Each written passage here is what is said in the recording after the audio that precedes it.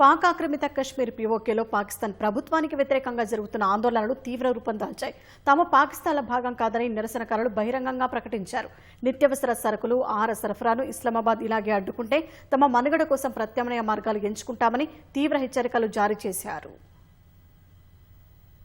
పాక్ ఆక్రమిత కశ్మీర్ పీఓకేలో పాకిస్తాన్ ప్రభుత్వ అణచివేతకు వ్యతిరేకంగా చెలరేగిన నిరసనలు ఇప్పుడు ఏకంగా తిరుగుబాటుగా మారాయి.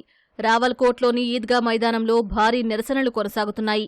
నిత్యావసర వస్తువులు, రేషన్ రాకుండా పాక్ ప్రభుత్వం ఉద్దేశపూర్వకంగా అడ్డుకుంటోందని, పీఓకే పౌరులను మూకుమ్మడిగా శిక్షిస్తోందని ఆందోళనకారులు మండిపడ్డారు. మాకు మీ రేషన్ అవసరం లేదు, మీకే మా అవసరం ఉందని పీఓకే నాయకుడు సర్దార్ అమన్ ఖాన్ తీవ్ర హెచ్చరికలు జారీ చేశారు.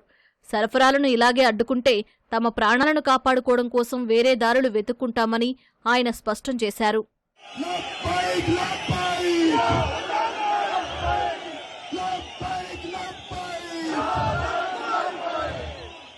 రావల్కోట్, మీర్పూర్ నివాసితులు అసలైన కశ్మీరులు కారు అంటూ పాక్ రక్షణ మంత్రి ఖవాజా ఆసిఫ్ చేసిన వ్యాఖ్యలు ఆందోళనను మరింత రెచ్చగొట్టాయి.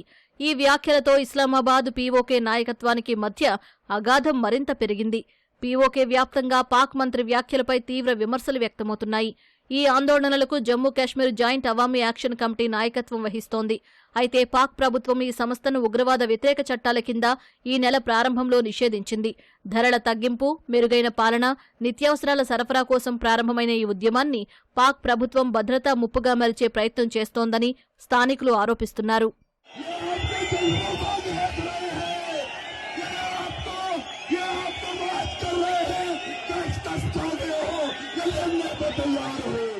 మరోవైపు పాక్ ప్రభుత్వం ఆందోళనకారులను అణచివేసి అరెస్టులు చేసేందుకు వీలుగా సర్దార్ అమన్ ఖాన్ సహా అవామీ యాక్షన్ కమిటీ సభ్యులపై ఉగ్రవాద నిరోధక చట్టాల కింద కేసులు నమోదు చేస్తోంది.